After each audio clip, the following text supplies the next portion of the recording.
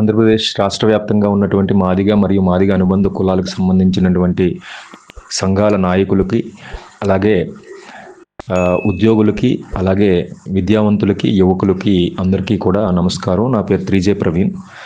ఏదైతే ఆంధ్రప్రదేశ్ రాష్ట్ర ప్రభుత్వము ఎస్సీ వర్గీకరణ అంశం మీద ఏకసభ్య కమిషన్ రాజీవ్ రంజన్ మిశ్రా ఆధ్వర్యంలో పెట్టడం జరిగిందో, సంఘానికి కమిషన్కి మెమరాండంలు ఇవ్వడం కోసం మనందరం వెళ్ళేటప్పుడు మనందరికీ కామన్గా ఎదురైనటువంటి సంఘటన ఒకటి మీకు గుర్తు చేస్తాను. ఆ సంఘటన ఆధారంగా చేసుకొని ప్రతి మాదిగ నాయకుడుకు, యువకుడుకు, అలాగే విద్యావంతులకి అందరికీ కూడా సిగ్గుపడేలాగా ఒక సంఘటన జరిగింది.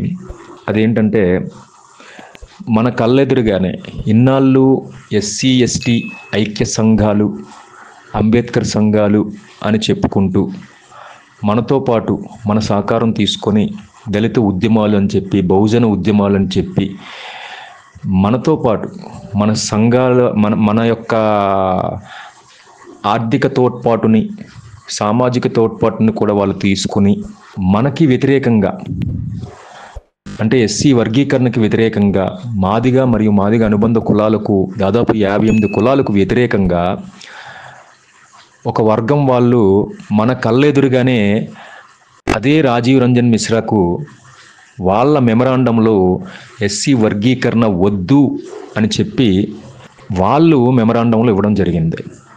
అంటే ఇన్నాళ్ళు మనతో పాటు తిరుగుతూ ఎస్సీ సంఘాలు, ఎస్సీ ఎస్టీ ఉమ్మడి సంఘాలు, రాజ్యాధికార సంఘాలు, అంబేద్కర్ సంఘాలు అనుకుంటూ మనతో పాటు తిరుగుతూ ఈ మాల నాయకులు చాలామంది ఎస్సీ వర్గీకరణకి వ్యతిరేకంగా మెమరాండం ఇవ్వటం మన కళ్ళ ముందే మనం చూసాం. ఆ సంఘటన మీరు చూసుంటారు. సో ఆ సంఘటనలు చూసిన తర్వాత కూడా ఎవరైతే అంబేద్కర్ సంఘాల పేరు మీద మనతో పాటు తిరుగుతూ మనకు వ్యతిరేకంగా అక్కడ మెమరాండం ఇచ్చారో వాళ్ళని ప్రత్యక్షంగా కళ్ళెదురుగా చూసిన తర్వాత కూడా మీరు మారకపోతే మీకంటే జాతి ద్రోహులు ఇంకొకరు ఉండరు. వాళ్ళు మనతో పాటు ఉంటూ అంబేద్కర్ సంఘాలు, ఉమ్మడి సంఘాలు, ఐక్య సంఘాలు, బహుజన సంఘాలు, రాజ్యాధికార సంఘాలు అనుకుంటూ మనతో పాటు తిరుగుతూ మన సహకారం తీసుకొని మన వెనకాతల గోతులు ఏ విధంగా తవ్వుతున్నారు, వాళ్ళ అసలు రూపాలు ఏంటి, వాళ్ళ మనసులో ఉన్నటువంటి దురుద్దేశాలు ఏంటనేది ఇప్పుడు స్పష్టంగా అందరికీ అర్థమయ్యి ఉంటాయి. మీరు గమనించండి, మీ కళ్ళెదురుగానే మీతో పాటు తిరిగే వ్యక్తే మీ ఎదురుగా వర్గీకరణకు వ్యతిరేకంగా మెమరాండం ఇచ్చాడు. అంబేద్కర్ పేరు చెప్పుకొని మీతో పాటు తిరిగే వ్యక్తే మీ కళ్ళెదురుగా వర్గీకరణకు వ్యతిరేకంగా, మాదిగలకు, మాదిగ అనుబంధ కులాలకు వ్యతిరేకంగా అక్కడ మెమరాండం సమర్పించడం జరిగింది. అలాంటి సంఘటనలు చూసి కూడా మీరు మారకపోతే మనకంటే దౌర్భాగ్యుడు, బానిసలు మరొకరు ఉండరు. అంచేత అందరికీ నేను విన్నవించుకుంటుంది ఏంటంటే, ఏదైతే కొంతమంది మాల స్వార్థపరులు నాయకులు నడుపుతున్నటువంటి సంఘాలు, ఐక్య సంఘాలు, ఎస్సీ ఎస్టీ ఉమ్మడి సంఘాలు, అది ఉద్యోగుల సంఘం అవనియండి, విద్యార్థి సంఘాలు అవనియండి, అనేక సామాజిక ఉద్యమాలకు సంబంధించిన సంస్థలు అవనియండి, అలాగే రాజకీయ పార్టీకి సంబంధించినటువంటి సంస్థలు అవనియండి, అంబేద్కర్ బొమ్మతో ఉమ్మడి ముసుగులో ఏదైతే సంఘాలు నడుపుతున్నారో ఆ సంఘాల నుంచి మాదిగ మరియు మాదిగ అనుబంధ కులాలు, ప్రత్యేకంగా రెల్లి సామాజిక వర్గానికి చెందినటువంటి వాళ్ళు, అలాగే అనుబంధ కులాలకు సంబంధించినటువంటి నాయకులు, విద్యావంతులు అందరూ కూడా ఆ అంబేద్కర్ ఉమ్మడి సంఘాల నుంచి బయటికి రండి. మనం అంబేద్కర్కి వ్యతిరేకం కాదు, కానీ అంబేద్కర్ పేరుతో ఇన్నాళ్ళు 75 ఏళ్ళు ఏ విధంగా వాళ్ళ యొక్క అవసరాలు తీర్చుకోవడం కోసం మనల్ని వాడుకున్నారో గమనించండి, రియలైజ్ అవ్వండి దయచేసి. కేవలం వాళ్ళు మన చేతికి అంబేద్కర్ బొమ్మనిచ్చి వాళ్ళ ప్రయోజనాలు ఇన్నాళ్ళు కూడా 75 ఏళ్ళగా రిజర్వేషన్లని ఏ విధంగా వాడుకుంటున్నారు, మన అవకాశాలను వాళ్ళు ఎలా వాడుకుంటున్నారో కాస్త గుర్తించండి, కళ్ళు తెరవండి. అంచేత ఆ సంఘాల నుంచి బయటపడండి, అందరూ కూడా బయటకు రండి. ఎస్సీ ఎస్టీ ఉమ్మడి సంఘాలు, అంబేద్కర్ సంఘాలు, రాజ్యాధికార సంఘాలు, వాటన్నిటి నుంచి బయటకు రండి. బయటకు వచ్చి ప్రత్యేకంగా మీరు అంబేద్కర్ మరియు జగజీవన్ రామ్ బొమ్మలతో మీరు కొన్ని సంఘాలు పెట్టండి. ఎందుకంటే నిజంగా వాళ్ళు దళిత జాతి మొత్తం మీద వాళ్ళకి సదాభిప్రాయం ఉంటే, ఎలాంటి స్వార్థం లేకుండా ఉంటే జగజీవన్ రామ్ గారి బొమ్మ ఎందుకు పెట్టరండి? జగజీవన్ రామ్ గారి పరిపాలనలోనే కదా వీళ్ళందరూ కూడా ఉద్యోగాలు సంపాదించారు. జగజీవన్ రామ్ గారు జాతీయం చేయటం వల్లే కదా బ్యాంకులన్నీ కూడా జాతీయమయ్యాయి. ఈరోజు బ్యాంకు జాబులు కూడా ఉద్యోగాలు సంపాదించారు మాలలందరూ కూడా.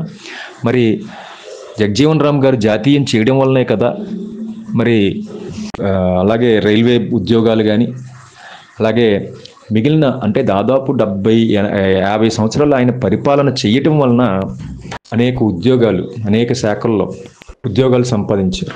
లేబర్ చట్టాలు అనుభవిస్తున్నారు. అంటే ప్రతి ఎయిర్పోర్ట్లో, ఉదాహరణకి ఎయిర్పోర్టుల జాతీయకరణ కూడా జగజీవన్ రామ్ గారి హయాంలోనే జరిగింది. ఆయనే చేయించారు దగ్గరుండి. అలాగే బొగ్గు గనులు కానీ, కానీ గవర్నమెంట్ రంగాలు ఎన్నో ఉద్యోగాలు ఆయన ఎస్సీలకి అందించడం వల్ల వీళ్ళందరూ కూడా ఉద్యోగాలు సంపాదించారు. రిజర్వేషన్లు 10 ఏళ్ల పాటు ఉండాల్సిన రిజర్వేషన్లు 75 ఏళ్ళుగా కొనసాగడానికి కారణం జగజీవన్ రామ్ గారు. ఎందుకంటే అత్యధిక శాతం ఆయన ఎక్కువ కాలం పరిపాలనలో ఉండటం వలన అది జరిగింది. మరి ఆయన హయాంలో ఉద్యోగాలు సంపాదించి ఆయన బొమ్మ పెట్టడానికి వీళ్ళకి వస్తున్నటువంటి నొప్పి ఏంటి, వీళ్ళకి కలుగుతున్నటువంటి ఆటంకం ఏంటి? ఒక ఉదాహరణకి ఒక కంపెనీలో ఎస్సీ ఎస్టీ సంఘం, ఉమ్మడి సంఘం ఉంటే అంబేద్కర్ జయంతి చేస్తారు, కానీ జగజీవన్ రామ్ జయంతి మాత్రం జరపరు. జగజీవన్ రామ్ జయంతి పొరపాటున మాదిగలు చేస్తాం, మీరు కూడా రండి అంటే రారు. అంబేద్కర్ బొమ్మతో పాటు మనం ప్రతి మాదిగపేటలో జగజీవన్ రామ్ బొమ్మ ఉంటుంది, కానీ ఒక్క మాలపాటలో కూడా జగజీవన్ రామ్ బొమ్మ కానీ, ఫోటో కానీ, ఎక్కడ విగ్రహం కానీ ఎక్కడ కనిపించదు.